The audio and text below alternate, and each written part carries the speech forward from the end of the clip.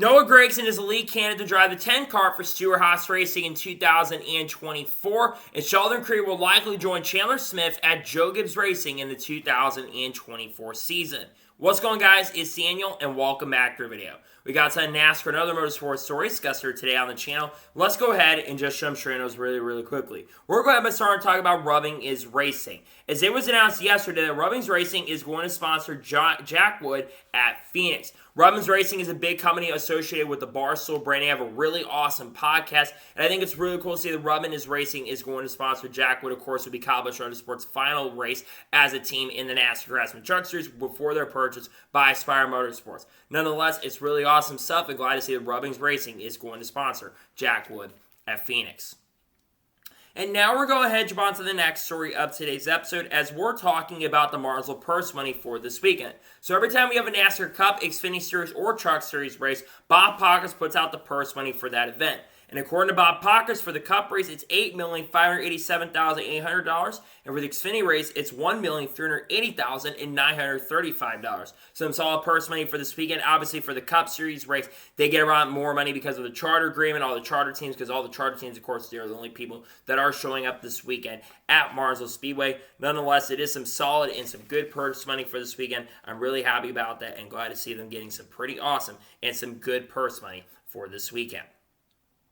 And now we're going to jump on to the next story of today's episode as we're talking about Mission. As it was announced on Wednesday that NHRA has signed a new title sponsor to replace Camping World with tortilla brand Mission Foods to ascend to a role in NHRA starting in 2024. I do believe this deal goes through 2026 or 2027. Now, Camping World is still going to be around at a lesser value starting in 2024, where they're not going to be the main title sponsor. Mission Foods is one of the biggest tortilla companies, and I think it's really awesome and great to see that they are going to be joining the NHRA starting in 2024, which will be called, I think, the Mission Drag Racing Series, if I'm not mistaken. Before it used to be called the Camping World Drag Racing Series.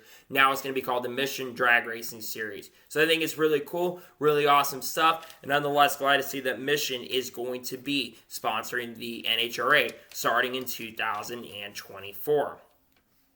And now we're going ahead and jump on to the next story of today's episode as we're talking about Chris Hacker.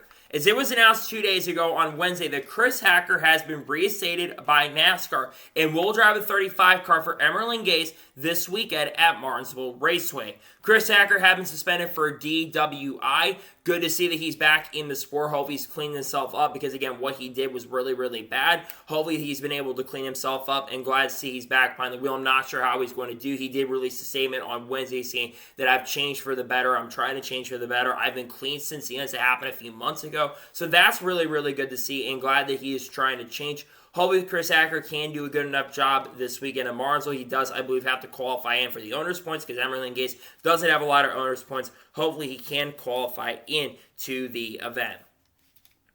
And now we're going ahead and jump on to the next story of today's episode as we're talking about Martinsville. Now, Bob Pockrass put a tweet in regards to the tire combination that they're going to be running at Martinsville. And according to Bob Pockrass, the tire for Martinsville is a thicker thread, and tire was tested at Richmond during the Goodyear tire test that took place at Richmond after the Cup Series race had concluded there.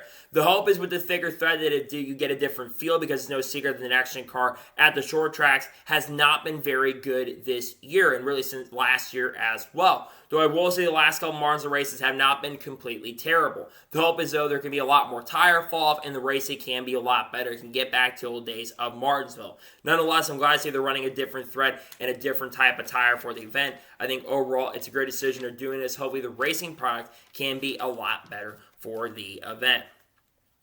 And now we're going ahead and jump on to the next story of today's episode as we're talking about Derek Krauss. As it was announced yesterday that Derek Krauss will drive the 77 for Spire Motorsports next weekend at Phoenix in the Craftsman Truck Series. Spire Motorsports already announced that Marco Andretti is going to be driving the 7 truck next week at Phoenix, as Marco Andretti could be running more races in 2024. But Derek Krauss, of course, jumped for Spire Motorsports in the Truck Series earlier this year in Milwaukee, and I believe ended up finishing the top 10 and at times had top 5 speed as well. This is a really good opportunity for him. Derek Krauss will likely be racing in 2024, potentially full-time. It's unclear at this point, but we know that Derek Krauss is going to be running next year at some particular point, maybe full-time. But nonetheless, great opportunity for him. He's a very underrated driver. He's done a decent job in Xfinity with Call It Racing, and I'm glad to see he's getting an opportunity chance to drive for Spire Motorsports at Phoenix Raceway. And now we're going to head on to the next story of today's episode as we're talking about Trackhouse Racing. As they put out a tweet, I believe it was on Tuesday or Wednesday, and they were showing off what looks to be a new shop. Trackhouse Racing, I believe, has been in the RCR campus for the last few years, but they're looking to have a new shop go into play. And from the image, I think it looks absolutely amazing and really incredible. Trackhouse Racing is really building a brand. Obviously, they're going to have 2 full-time cars next year and potentially a 3rd car in the future, 2025. They're looking to eventually acquire another charter. So this team could expand into the future. I think if you're a fan of Trackhouse, I think there's a lot of excitement in the air for the long-term future. It's really good stuff, and nonetheless, I'm looking forward to see what happens in the future when it comes to Trackhouse Racing, see where things are going, but it looks like they're teasing a potential new shop coming into play. And now we're going to head on to the next story of today's episode as we're talking about Tai Masi. As it was announced on Wednesday, the Tai Masi has been docked 10 points for a front suspension violation. This is now the second time in the playoffs that Tai Masi has had a penalty come into play. Obviously, before the race in Milwaukee had taken place in the playoffs, Tai Masi got one of the biggest penalties handed after that event, and Joe Shear Jr. got suspended up until this upcoming weekend. Not this weekend, but next weekend at Phoenix Raceway. Obviously, a lot of things do need to change at Thorsburg. There's been a couple times this year where we've seen Thorsburg Racing drivers get penalties and even disqualifications throughout the 2023 season. Hopefully, things can change, but another big penalty for Tai Masi. Seems like every week there's some sort of penalty that does come to play. The penalty report this week, though, was one of the biggest penalty reports we've seen in a very, very long time, which did include Zane Smith's disqualification for the windshield violation, but there could be more penalties coming down the road for drivers in the future. Nonetheless, it's very interesting to see that they did that. And now we're going to head on to the next story of today's episode as we're talking about Carson Roush. As it was announced on Monday that Carson Roush is going to become a late model owner with a team called Carson Roush Racing. I can't remember the driver. I think it's Chase Piancetta, I think's the driver's name, that is going to be the driver moving up through the ranks. But Carson Roush is making a lot of moves in the industry. We know that Carson Roush is moving up to the NASCAR Cup Series on a full-time basis in 2024, driving for Spire Motorsports on a multi-year deal. He's also been doing some work, with Fox, and also been doing some work, of course, with SiriusXM. Actually hosted part of a show, and of course is going to drive the 42 car for the final 2 races of 2023 before transitioning over to Spire Motorsports in 2024. I'm really excited about this race, this late model team. They may run the All-American 400. They also could potentially run the Solo Ball Derby as well. This certainly is possible. Nonetheless, so glad to see that Carson Roush is going to be owning a new team. And now we're going to head on to the next story of today's episode as we're talking about Petra Faldi. As it was announced on Monday that Petra Faldi will be driving the number 30 car for RLL Racing in 2024, taking over the 30 car from Jack Harvey. This car at the end of the year was driven by Yuri Vips, and a lot of people thought Yuri Vips will be driving this number 30 car 2024, but Yuri Vips is still going to be staying with the organization. They're planning maybe to have a 4th car, maybe that 44 car we had seen throughout 2023. That could be a potential possibility for 2024 for Yuri. This is a fantastic opportunity, though, for Pietro. I think Pietro is a really underrated driver. He's had a lot of good runs in IndyCar in the past. He drove, of course, to 51 for Rigger Racing, I think back 2020 or 2021. He's been over, I think, in Europe, which I think working with F1 teams, if I'm not mistaken. I think trying to help out Enzo. So this is a really great opportunity for Petra Faldi, and hope he can make the best out of it in the time. So we'll see what happens in regards to that. But nonetheless, glad to see that Petra Faldi is getting a chance and opportunity. I think this is a well-deserved and a great opportunity chance to see him get an opportunity chance to work with this team in 2024.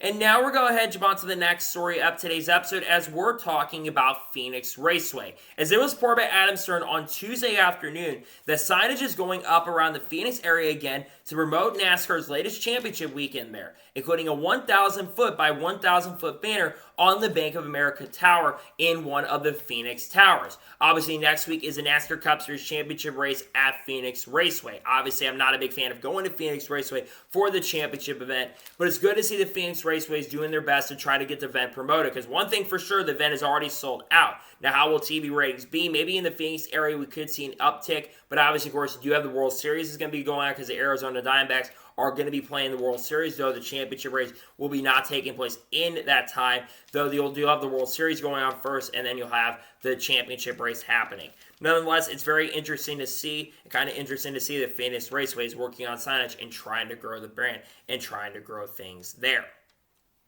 And now we're going ahead and jump on to the next story of today's episode as we're talking about the award ceremony. Now, we finally got some details on the award ceremony for 2023. It's very kind of similar to schedule. It took a long time for stuff to get announced in regards to the award ceremony, but we finally got some details and information in regards to that. So NASCAR's championship award ceremony will once again be in Nashville in 2024. Now, for I believe the ARCA and the regional series, including the Wheel and Modified Tour, that is going to be on November 28th.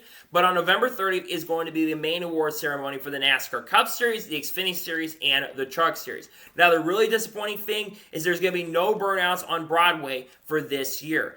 That's one of the biggest things. They're going to have a parade this year, which I think is really cool, but I think that is a massive and a huge disappointment for Nashville. They are not going to have the burnouts on Broadway for 2023, because I think the burnouts on Broadway was one of the coolest additions that we saw go over there, especially back in 2019. That was one of the reasons why I think going to Nashville made a ton of sense. So I think it's a massive and huge disappointment to see that the burnouts on Broadway, in fact, is not going to be returning in 2023. Really disappointing stuff. I'm finally glad to see that they're starting to get details in regards to that award ceremony coming out. It is a shame, though, to see it took them so long to get it figured out. So nonetheless, so it's glad to see they finally got it figured out, but unfortunately it took forever. But it's good to see they finally got some details in regards to that award ceremony. And now we're going ahead and jump on to the next story of today's episode as we're talking about Ryan Preece. Now, last night was a Wheel and Modified Tour race at Martinsville Speedway, and no surprise, Ryan Preece had entered the event, won the modified race at Martinsville Speedway. Ron Silk went on to win the 2023 Wheel and Modified Tour Championship, holding off a hard-charging Justin Bonsignor during the end of this season. But Ryan Preece coming in, not a major shock surprise that he got it done. I think this is really huge for Ryan Preece. He won a lot of Wheel and Modified Tour races, and this could be a huge confidence booster going to the NASCAR Cup Series race this weekend at Martinsville. And I have to say, remember last year at Martinsville, Ryan Preece did have, earlier this year I should say, at Martinsville, Ryan Preece did have one of the strongest and one of the fastest cars. So I think this could be a huge momentum and confidence booster going into the event. Nonetheless, amazing. Glad to see that Ryan Preece able to win the modified tour race at Martinsville. Glad to see that he was able to get it done. And now we're going ahead and jump on to the next story of today's episode as we're talking about Callum Island. As it was announced yesterday, Callum Island has officially parted ways with Juncos Hollinger Racing. This is kind of a little bit of shock and surprise because a lot of people had reported that Callum Island, in spite of a lot of the toxic culture, that it kind of happened near the end of the year. A lot of people, including myself, thought that Callum Island was going to return to Juncos Hollinger Racing in the 2024 season. Obviously, that is not going to be the case. There were some rumors in chatter maybe that he would go to Chip Ganassi Racing in 2024, but I believe that Linus Lundqvist had taken his seat for 2024. But it's interesting to hear that Callum Island does not have a ride. I'll be honest, I don't really know where Callum Island is going to end up in 2024. If you were to ask me, I think he deserves a chance and opportunity in a very competitive and a very, very good team. But I don't know if he is going to get that chance and opportunity with a very good team. We'll see what happens. I hope he can find a ride for next year. Maybe goes to a team like Ed Carpenter Racing, but we already know that Christian Rasman, who we're going to talk about here in just a second, has taken over that seat that he could have go to. I don't know at this point where he ends up, where his future is going to be. But you look at him compared to Augustine Canapino. We all know Callum Island did a much better job. He was 11-1, I think, in like the races, and like 13-4 in qualifying on performance. So he outperformed Augustine Canapino in every statistical category. So I am disappointed to hear that he's not going back with the team for 2024, especially this late in the game when most seats filled up for IndyCar. I think the rides are very limited at this point. Nonetheless, disappointed to hear, though, Callum Island will not be back with Juncos Hollinger Racing for 2024. And now we're going ahead and jump on to the next story of today's episode as we're talking about Christian Rasmussen. As it was announced on Wednesday, that Christian Rasmussen will be joining Ed Carpenter Racing in 2024, driving the number 20 car. But he will not run the full season. He will run the Indy 500, joining a really high class of rookies, including Kyle Larson, Tom Blomqvist, and of course Linus Lundqvist. But he will only run the other road and street courses, meaning he will not run at Milwaukee, Iowa, and Gateway. It's this point that he is not going to run the full entire season, because I think all IndyCar drivers should be required to run the whole entire year. I understand probably one of the biggest reasons why he's not running the full season altogether, though, is because of funding and sponsorship, because you need a lot of funding and sponsorship to run in IndyCar, especially more nowadays. I don't think Christian Rasmussen, because he did win the Indy NXT Championship, you don't get as much money, I believe, as you used to from racing in the series back a few years ago. Despite the field being a lot more depth and a lot more talent being in the series, you don't get as much money from that. But I'm really happy to see the Christians get an opportunity at Ed Carpenter Racing. My guess is Ed is going to drive the other race that Christian isn't going to run.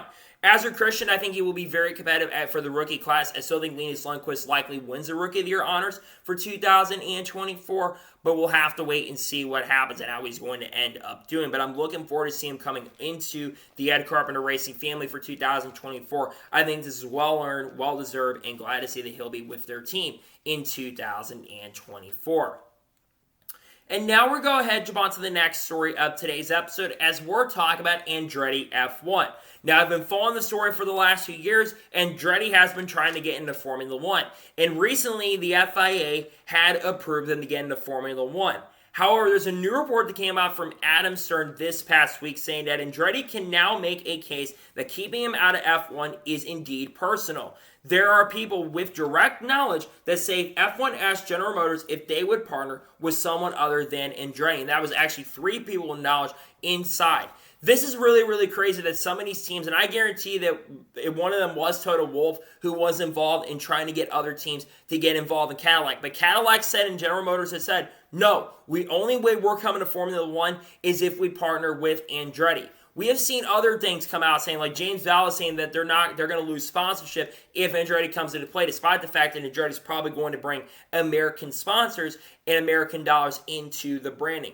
I just don't understand why all these Formula One teams are just in general against Andretti coming in, especially if you're trying to keep your American fans, and we'll talk about why I think that they should let him in here in the story here in just a little bit. I just don't understand why they're frustrated about this. I think that Andretti coming into Formula One is a good thing. And they have more significance than teams like Haas and Gunther Steiner. I'm coming at you for this because your team is against it, despite the fact that you're one of the last expansion teams nearly 10 years ago. Andretti is going to bring a lot more significance to the motorsports world and the Formula One world than some of these teams have ever brought to the motorsports world. So I don't get this backlash understanding from some of these teams trying to hold off on that. I think it's just disappointing to see that these teams are trying to hold them off from coming in, because I think Andretti will have huge significance when they come in, and there will be more American fans than normal that are going to tune in. So nonetheless, it's interesting to hear that you have teams against it, but it's not majorly shocking or surprising, to be honest with you. They have teams against it, but I wish the teams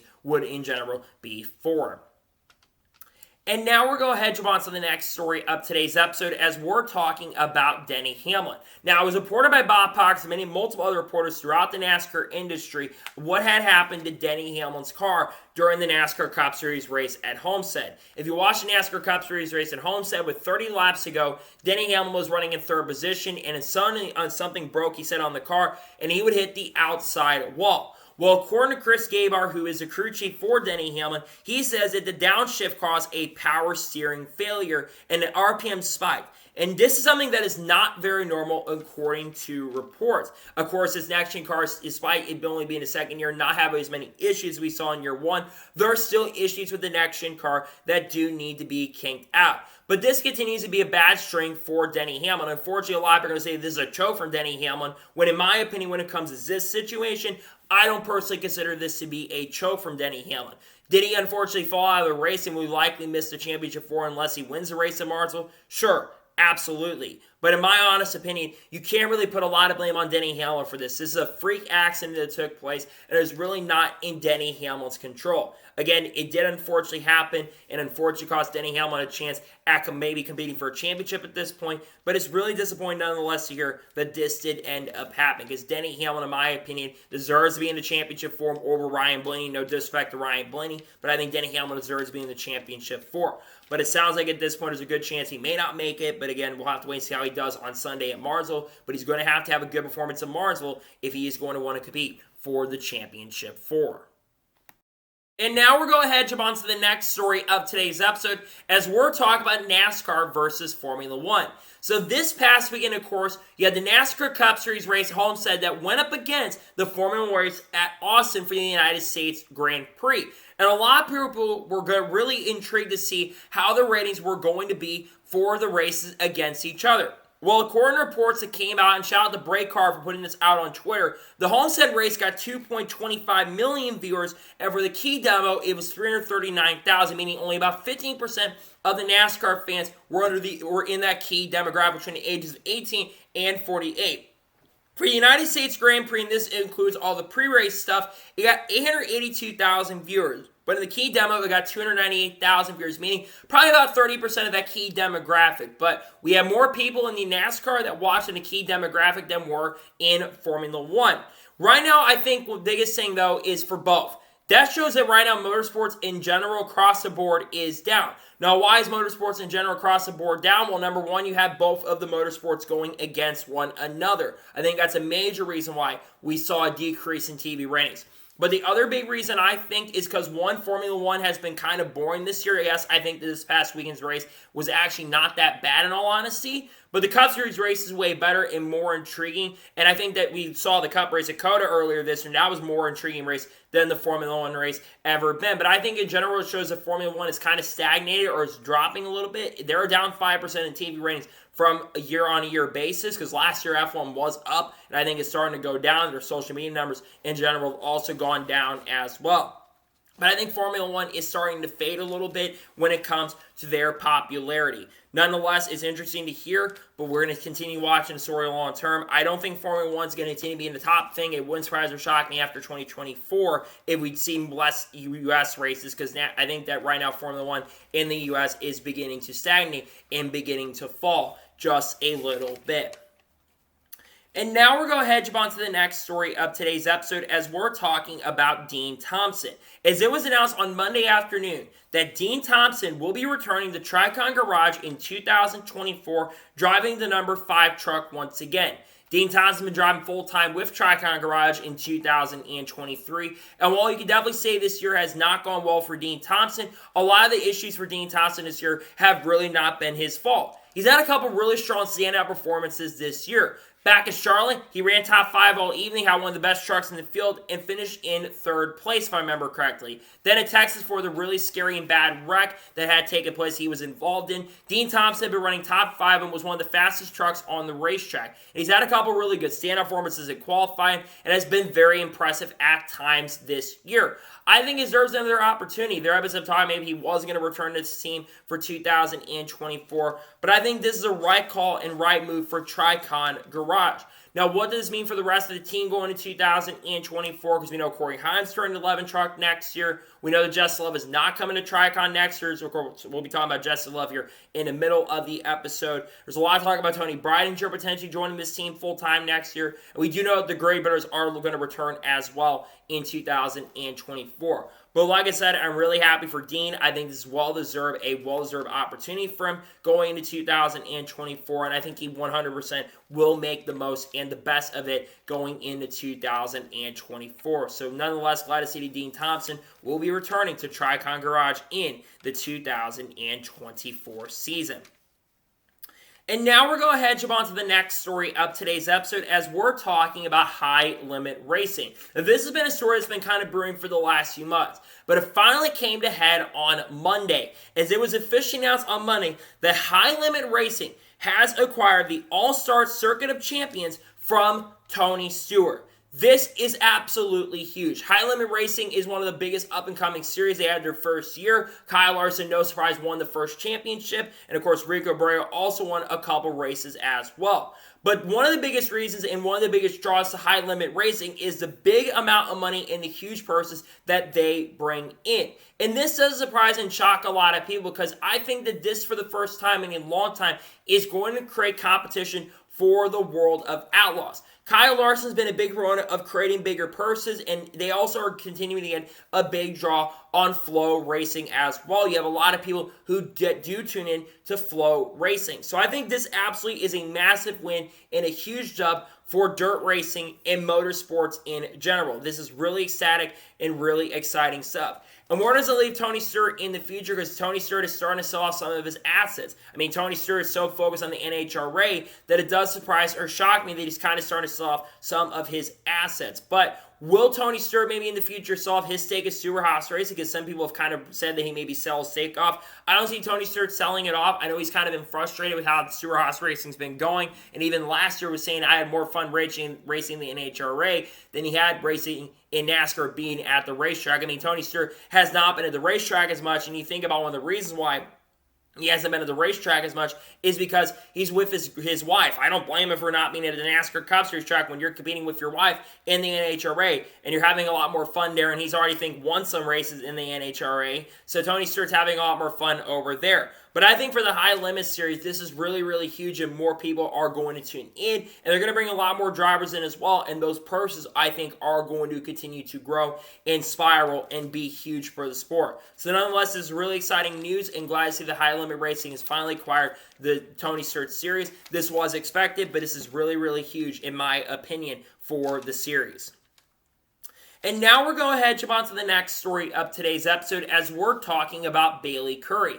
As it was announced yesterday that Bailey Currey will be driving the 41 truck for Nice Motorsports full-time in 2024. Bailey Currey's been making some one-off starts over the years, and he's actually driven a lot of races with Nice Motorsports this year in 2023. And in my opinion, Bailey Currey has absolutely made the most of it. He had a top 5 finish or a potential to contend for the win at Nashville, was showing great speed there, and I believe got a 6th or 7th place finish this past weekend at Homestead Miami Speedway. Bailey Currey, in my opinion, is one of the most underrated drivers in NASCAR today. So this promotion to go full-time with Nice Motorsports in 2024 is absolutely well-deserved. And it will, of course, be teammates with Matt Mills in 2024. I think actually made the best of his opportunity with Kyle Busch Motorsports in the few races he ran. That, and he also got sponsorship in funding. Of course, they don't need as much sponsorship funding for Bailey Currey because Worldwide Express does have an alliance and work with Bailey Currey. But this is going to be the first, in my opinion, good opportunity that Bailey Currey has ever had in his NASCAR career. Because like I said, Bailey Currey always gets the best out of the equipment when he is behind the wheel. I think he is going to do a fantastic job in 2024. I don't expect him to do as good as Carson's done this year, where Carson's gotten 4 wins and may win the championship this year. But I would not be surprised if Bailey Currey does, in fact, pick up his first career NASCAR Cup Series, NASCAR Craftsman Truck Series win. And I think he'll do a very good job. And I believe he's going to be driving the 41 truck at Phoenix as well to get a little bit more experience. But every time he gets behind the wheel, he gets the best out of equipment. He's generally in the top 10 to top 5 area in many races. And I think, like I said, that Bailey Currey is going to do overall a pretty good and will be extremely competitive in 2024. I'm excited for him. I think it's a great deal for him, and I think he will, like I said, make the best out of it going into the 2024 season. So nonetheless, great deal for him, and glad that he'll be headed to Nice Motorsports full-time in 2024. Looking forward to him having the chance and opportunity, and wishing him the best of luck going into 2024. And now we're going ahead and jump on to the next story of today's episode as we're talking about Austin Hill. Now, Austin Hill recently was on the Dale Jr. Dallin and kind of talked about a lot of really interesting things, including potential teams that he could have driven for in 2024. Now, Austin Hill kind of revealed that he's kind of loyal to a fault, and we already know that Austin Hill has signed a multi-year contract extension with British Racing, is going to stick around with the team for the next few years. But he apparently had explored some options and had talked to some teams for 2024. The closest he got to was Kaulig Racing.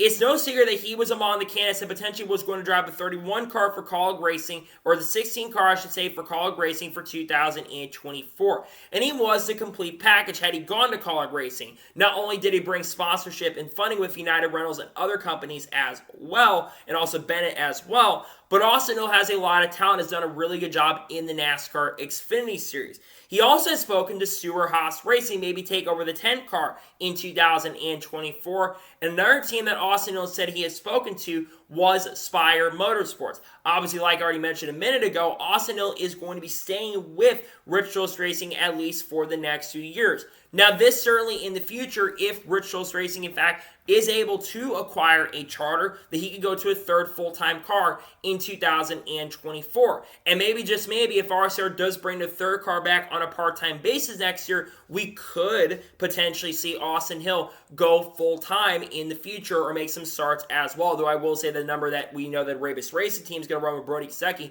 that likely is going to end up having him driving, that being Brody Kosecki, for next year, as we know that that team is going to be making some starts in the 2024 year. As like I said, for Austin Hill, same at RCR, I think it does make a lot of sense for him.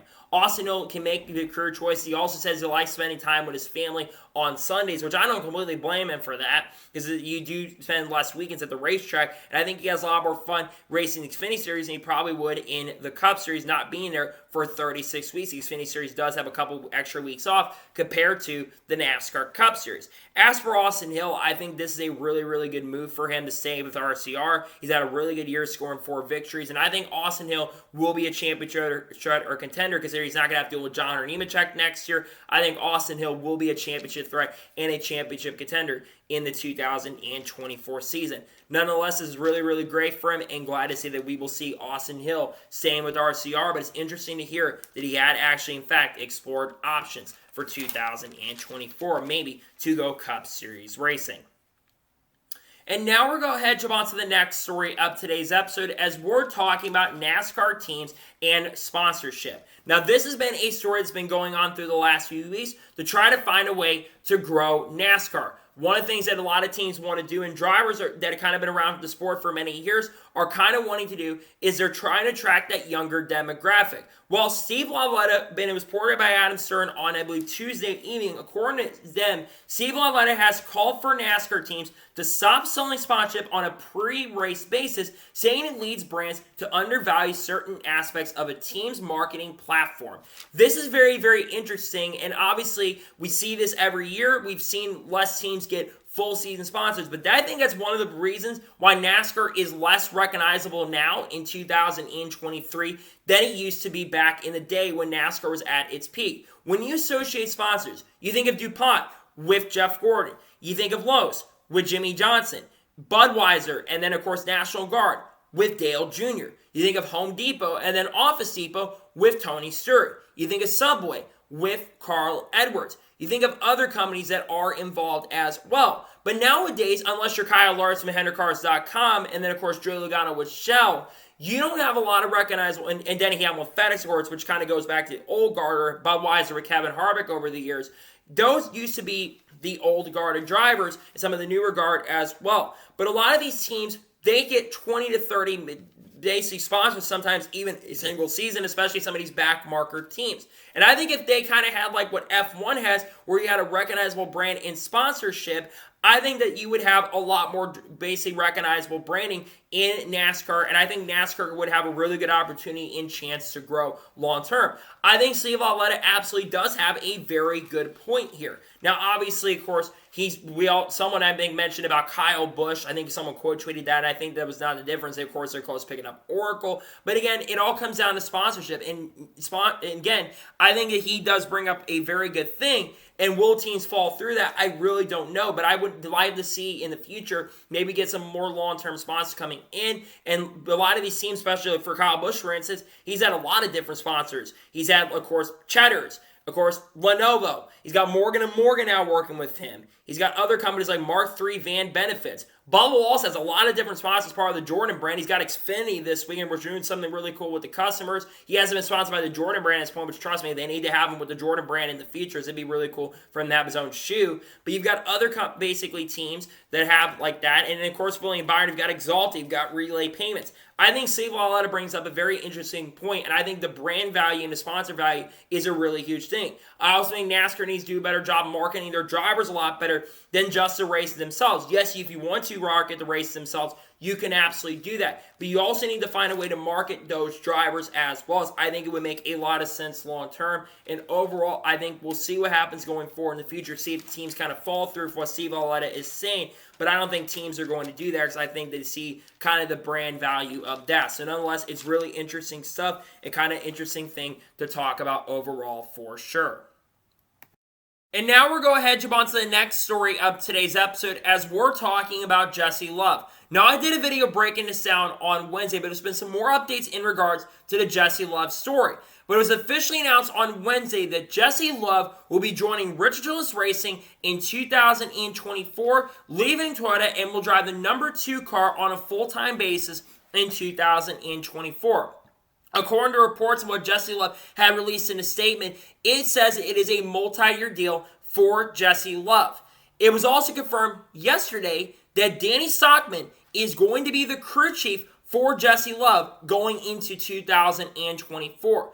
Jesse Love has had a fantastic year in ARCA. He scored 10 victories this year, and has made a couple starts in the Truck Series. Got one top 10 earlier this year, I believe, at Gateway, and did have a solid run at the other race that he ended up running. I think Jesse Love is one of the best up-and-coming talents in the sport right now, and he's done a fantastic job this year. But going back to the other part of this, Danny Stockman, in my opinion, is one of the best crew chiefs in the lower series we have ever seen. He led Austin Dillon, I believe, to a championship in 2013 and led him to winning a Truck Series championship in 2011. We also saw him working with Chandler Smith for a few years, and he nearly led Chandler Smith to a championship in 2020, though I don't think he made the championship for those few years. He also worked this year with Nick Sanchez, and I have to say he almost got Nick Sanchez in a championship for this year, despite not winning a single race. And now you've got Jesse Love and Danny Stockman working together going into 2024. I have a lot more hope and confidence now in Jesse Love going over to RCR than I had until this announcement yesterday. I really think that this pairing is going to be a really strong combination and a strong pairing going into next year. I'm not expecting Jesse Love to set the world on fire and win like 5 or 6 races next year. I don't expect that to happen. But I think Jesse Love is going to have a kind of in-between season of what Sheldon Creed had this year and what Austin Hill had. I think Jesse Love will win next year. I think he gets a win or two in the 2024 season. And I think he makes the playoffs next year. I think he's also going to win the Rookie of the Year honors. His biggest competition probably will be Haley Deegan next year, which again isn't the biggest competition in the world. No disrespect to her. But Jesse Love's probably going to end up winning the Rookie of the Year honors. I think the goal is to make the playoffs and win races in 2024. But what does that mean for Toyota? Honestly, not a big loss for Toyota that Jesse Love's going to Richard Racing. Maybe in the future they could bring him back, but again, with it being a multi-year deal, that's not likely going to end up happening.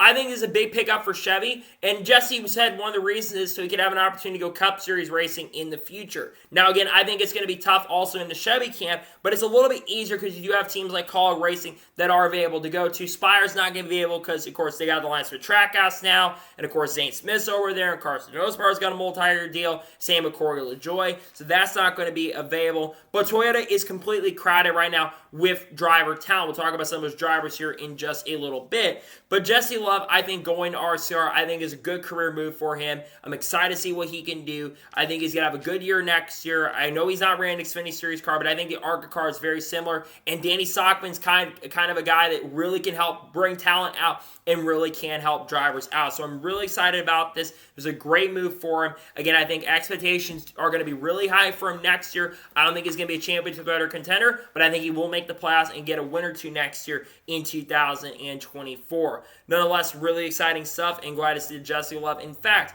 will be joining this team in 2024. Really awesome and really exciting stuff. And now we're going to jump on to the next major story in today's episode as we're talking about the number 51 car for Rick Ware Racing. Now, Bob Pockrass talked about this on his Twitter page yesterday and reported that NASCAR says it will not repossess Repossess Racing's number 51 charter, even if it's in the bottom 3 of the charter teams this year. The rule is their events start in parking, and they feel like with their RFK alliance and the fact they're bringing Justin Haley into the team next year in 2024, which is also confirms, by the way, that Justin Haley was driving the 51 car next year in 2024. And with them making big strides this year, they are not going to take their charter. In my opinion, this is a fantastic decision and a great decision by NASCAR, and here's why. Yes, I know a lot of people want Repossess Racing to lose one of their charters because they feel like that Repossess Racing does not deserve to have their charters. But I want to pump the brakes on that here for just a second. Repossess Racing in 2023 has actually shown a major signs of improvement. They have gone from running in like the near back and being laps down to actually competing at times for top 25s a lot more consistently, and even competing at times for top 20s, and they've gotten some top 20s throughout the 2023 year with like JJ Yeley. And they've brought talent in like Ryan Newman to really help out their program. Yes, Ryan Newman this past weekend at Homestead had complained about basically how bad the car was, but Ryan Newman came in to help the team and grow their program. And to Ryan Newman's credit, he's gotten some top 30s this year. Is this team going to be a championship threat anytime soon? Probably not. But for Repossess Racing, I think this is a great decision for the team because, again, I love the fact that they're going to be sticking around next year with both of their cars. And we'll talk about the 15 car when we get to the silly season portion near the end of the episode. But I think this is a fantastic move for them to keep the charter. And again, like I said, they've had some great talent with the team. They've gotten Zane Smith to make some starts this year. Riley Hurts has gotten some starts. Cole Custer's gotten some starts this year. Like I said, Ryan Newman's gotten some starts. They've had Jenson Button make a few starts with a team. And they have shown major signs of improvement throughout 2023. A lot of the big reason why a lot of people want to lose the charter is so that a team like Junior Motorsports could get a charter. Again, we all know Junior Motorsports, they want to go Cup Series racing. It's no secret they do. The problem is right now is the cost of the charter money. If NASCAR was to repossess those charters, the value of the charter market would go way down. Because remember, Spire Motorsports got their charter from Live Fast for $40 million. And Dale Jr. has said publicly that the charters are a massive reason why he hasn't gone Cup racing at this point. Trust me, Dale Jr. has said this. He wants to field one of his cars in the Daytona 500 in the future. He has said that he wants to do that. But he also would love to go Cup Series racing, but again, it has to make a lot of sense. And again, right now, if he wasn't willing to spend $5 million on a charter, let's be real and honest here, he's not going to spend $40 million on a charter. Now, do I think Dale Jr. in the future could open like a part-time entry for like Daytona 500? Absolutely. But I don't see Dale Jr. going full-time Cup racing, at least in the near future right now. I think with the charter money, all that kind of stuff. Again, Repossess Racing, though, going back to them, this makes a lot of sense. I could see long-term them selling their charters going into the long-term future, but right now they're not going to do that because their team is very competitive. I could also see them going back and expanding in the future as well. And maybe we see RFK. But again, you look at the charters right now and what's going on with the charter movement, and things are going to be changing here in the not-so-distant future. Nonetheless, so glad to see the Repossess Racing. Because again, a lot of teams want charters. We know 2311 would love to expand in the future. They've kind of publicly come out and said that recently they want to expand in the near future. There's a lot going on when it comes to the charter market and the charter agreement as we speak. Nonetheless, so it's good to see that Repossess Racing will continue having their charters and sticking around in the 2024 NASCAR season. And now we're going to jump on to the first of two major stories of today's episode as we're talking about Sheldon Creed. Now, I kind of talked about this on the channel on Wednesday. There was a report that came out from Masi Kanensky from Motorsports Wire. And this comes off an article that also reported by Matt Weaver from Sportsnet. And according to both of them, it was stated in the same articles that Sheldon Creed is expected to join Joe Gibbs Racing in 2024 and be teammates with Chandler Smith. Remember, there was supposed to be an announcement that was supposed to take place where Chandler Smith was going to be headed to Joe Gibbs Racing in 2024. We do know for sure that Chandler Smith will not be returning to Kaulig Racing in the 2024 NASCAR Xfinity Series season. And a big reason is because his contract, he had a 3-year deal with Kaulig Racing, but the money that he has, or what he has, had to buy out that contract from Kaulig Racing and is likely headed back to Joe Gibbs Racing in 2024 and returning to the Toyota stable. And like I mentioned already said, Sheldon Creed is expected to join in because we know that Sheldon Creed is not returning to Rich Choice Racing in the 2024 season. So many are speculating that Sheldon Creed is going to be headed over to Joe Gibbs Racing in 2024. Let's first begin by talking about Sheldon Creed. Sheldon Creed, I think, is a very talented driver. Do not get me wrong. However, let's be real and honest about this. Sheldon Creed, this year in particular, has still failed to score a NASCAR Xfinity Series win. As a matter of fact, in the 2 years that Sheldon Creed has ran an Xfinity Series, he has failed to score a win up to this point. Do I think Sheldon Creed has a lot of talent? 1,000% absolutely. But Sheldon Creed is going to be, if he does go to Joe Gibbs Racing next year, he is going to have really high expectations next year at Joe Gibbs Racing. He's going to be expected to be a championship threat and contender next year. And I don't know if he's going to be able to do that. He's going to have a hard time doing it, of course, and I think it'll be difficult for him. But then let's talk about Chandler Smith. Unlike Sheldon Creed, I think Chandler Smith is a better driver than Sheldon Creed, and I expect Chandler Smith to be a championship threat and contender next year at Joe Gibbs Racing. Now, how many wins do I think Chandler Smith gets? I think Chandler Smith minimum is going to get around 5 to 6 victories in the 2024 season. I think you see Chandler Smith get a few wins next year. I think he is going to be very, very good, and I think he will be a championship threat and contender. And one thing that's very interesting, in regards to that article when it comes to Chandler Smith, is he's first in line if a driver like Martin Truex Jr. retires. But you have to remember one thing. Toyota has gotten extremely younger over the course of the last few years. You look at the talent level right now over there. You've got Bubba Wallace, who just turned 30. Bubba Wallace has been very good this year with 23XI Racing. You have Tyler Reddick, who's 27, who's having a fantastic year with 23XI Racing. Christabel's 28, will turn 29 at the end of the year. Christabel's in the Championship 4. You've also got John Hunter Nemechek moving up to the Cup Series next year, and John Hunter's had a fantastic year in Xfinity. And then, of course, you do have Ty Gibbs, who's had a really good rookie year. Again, I think that with Chandler Smith, he would probably be the first line to either go to the 42 car or take over the 19 car if Martin Truex Jr. does in fact retire at the end of 2024.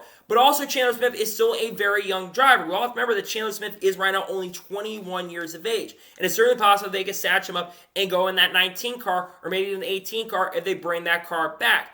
As for what number Chandler Smith and Sheldon Creed are going to run, I think if he runs the 18, Chandler Smith does, and I think Sheldon drives, actually no, I think Chandler drives the 20, Sheldon drives the 18, and then the 19 comes back for an all-star car. I know there's a lot of talk about Ryan Truex as well. Maybe he could go full-time in the future with the team. I know he wants to go full-time, but remember, it all comes down to sponsorship and funding. So we'll see what happens long-term in regards to that. Nonetheless, so Sheldon Creed is expected to head over to Joe Gibbs Racing in 2024 and be teammates with Chandler Smith going into the 2024 season. Wait and see when that announcement does end up happening, but it sounds like right now that is going to be happening here in the not-so-distant future. And now we're going to go ahead and jump on to the final major story of today's episode as we're talking about some silly season updates. Now, I can't remember who exactly had asked a question to Bob Pockets in regards to silly season. This kind of came out after the Jesse Love news had came out. Someone asked about who's going to drive the 10 car for Stewart-Haas Racing for 2024. Well, Bob Pockets kind of revealed the 3 rides right now that are available in the NASCAR Cup Series. They're the 10, the 16, and the 15 cars. We know that Justin Haley's going to be driving the 51 car in 2024. Let's start off with the 15 car really quick, because I'm going to get that out of the way really quickly here. So the 15 car is expected to be a rotation car of multiple different drivers. I know Rick Ware would like to have a second full-time driver for that 15 car, but that will be a rotation of drivers. I have some speculation on some of those names that could drive that car. I expect Cole Custer will drive the 15 car at some point next year. So I think Cole Custer is returning the Xfinity Series next year in 2024. I also think Riley Herbst will drive this car. He's going to be driving the 98 car next year in 2024. Once again, after having a pretty good end of the year, he's going to be a championship threat there. I also think that Haley Deegan will maybe make her NASCAR Cup Series debut. Considering how high Ford is on her, I think she will have an opportunity there. I also wouldn't be surprised if we see Jenson Button, J.J. Yealy, and even Ryan Newman. I'll even throw Matt DiBenedetto's name into conversation as well as potential possibility to drive for the team in 2024. So I expect this to be a rotation car next year. Next, let's talk about the 16 car for Kaulig Racing. A lot of speculation right now is that at this moment that AJ Allmendinger is going to return to the NASCAR Xfinity Series in 2024. We know the College Racing is expected to announce their driver lineup in the coming weeks here, so not far down the road we should know that lineup for next year. But a lot of speculation right now is that AJ Allmendinger is returned to Xfinity Series. Now we'll talk about their Xfinity lineup here in just a second, but the driver that's favored to take over the 16 car next year is Ty Dillon. Ty Dillon has a lot of sponsorship and a lot of funding with Ferris Motors, and of course, College Racing does have an alliance with Richard Childress Racing, so it would make a lot of sense if he ended up driving for there. Now, personally, I wouldn't have Ty Dillon as my first choice. AJ does want to run a turn full-time, but he will be in the Cup Series at some particular point with College Racing in 2024, whether that's part-time or full-time, that is still undetermined at this point. But Ty Dillon is a current favorite to take over the 16 car in the 2024 season, which I think would make a lot of sense for him to go there because of that funding and sponsorship. Now, in regards to the Xfinity Series lineup, like I said, AJ Allmendinger is likely returning to their lineup next year in the Xfinity Series. It sounds like at this current moment, though, there could be a lot of drivers in the running for their Xfinity ride. Matt DiBenedetto's apparently is one of the drivers potentially. I don't know at this point, but he's been maybe considered for the College Racing seat. Maybe we see Shane Van Gisbergen drive part-time for their team. Shane Van Gisbergen is not announced his plans for 2024 yet. Well, at least we know he's going to be with Trackhouse in development deal. We don't know exactly what team he's going to be driving for in the Xfinity Series next year. There's a chance he could be driving for their Xfinity Series program next year because he's going to run a lot of races in the Xfinity Series according to reports. We know other drivers like Lane Riggs are being considered. Lane Riggs had a pretty good year in the few starts he's ran. He's also got the KHI Alliance with Infinity sponsorship as well. That's KHI sponsor. You've also got Derek Krauss, who I think is being considered for full-time racing as well. Maybe he could go to Spire's truck program next year, but there's a good chance he'll be in the Xfinity Series. And you're going to be other drivers we don't know at this point, like Jeffrey Earnhardt or Parker Retzlaff, who could get an opportunity. And maybe somehow Carl Lubbers maybe comes back and drives the team. I don't know at this particular point. But the main topic of this is the 10 car. Obviously, it's no secret that it's likely that Eric Almirola is not going to be full-time racing in the NASCAR Cup Series in 2024. According to recent trends, Eric Almirola may be in the Xfinity Series actually in 2024 instead of racing in the NASCAR Cup Series on a full-time basis. Now, Eric Almirola has still not made an announcement in regards to that decision yet, but it sounds like he'll be in the Xfinity Series next year in 2024. So who's going to take that 10 seat in 2024? Insert Noah Gragson. Noah Gragson, according to reports, is a current favorite to take over the 10 car for Stewart-Haas Racing in 2024. Noah Gragson, of course, did have a fantastic year in the NASCAR Xfinity Series last year in 2022, winning 8 races and got promoted to Legacy Motor Club for 2023. However, Noah Gragson completely struggled in the Cup Series this year, only scoring 2 top 20 finishes. And we also know what happened off track, which wasn't the greatest thing in the world. Now, a lot of people are saying, well, how can Noah Gragson get this because he doesn't have sponsorship in Funny? That's not entirely true. I believe Wendy's is still working with Noah Gragson, and Black Rifle Coffee, I think, is also still associated with Noah Gragson. Now, would Noah Gragson do a great job at Stewart-Haas Racing if he was head over to that number 10 car next year?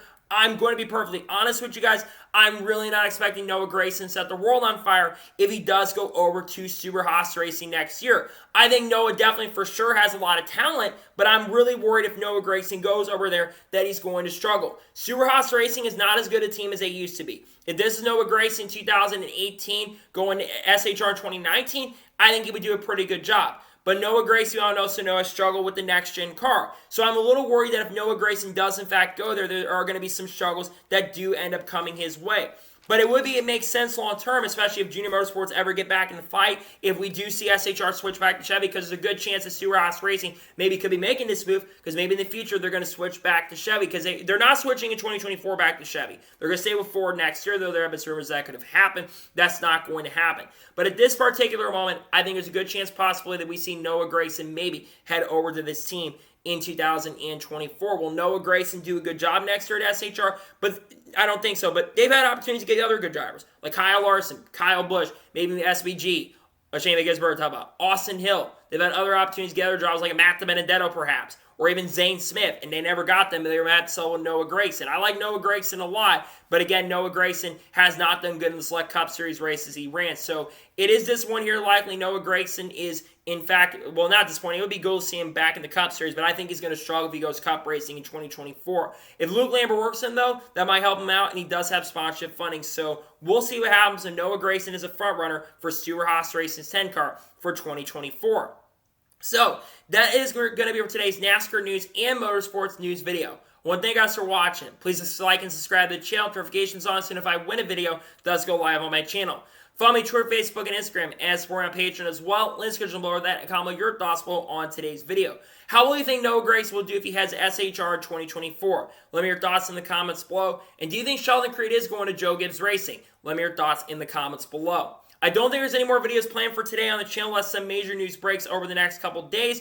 Tomorrow we'll have the NASCAR Xfinity Series race review from Martinsville, and then on Sunday, of course, we'll have the NASCAR Cup Series race review from Martinsville. Got a lot of great content dropping on the channel over the next few weeks, and I can't wait for you guys to check out. And then, of course, Championship Week starts next week. We got a lot of content dropping during Championship Week. So anyways, like I said, I want to thank you guys for watching today's episode, and I'll see you guys next time for more great, awesome NASCAR content and other motorsports content on the channel like this. Take care, everybody.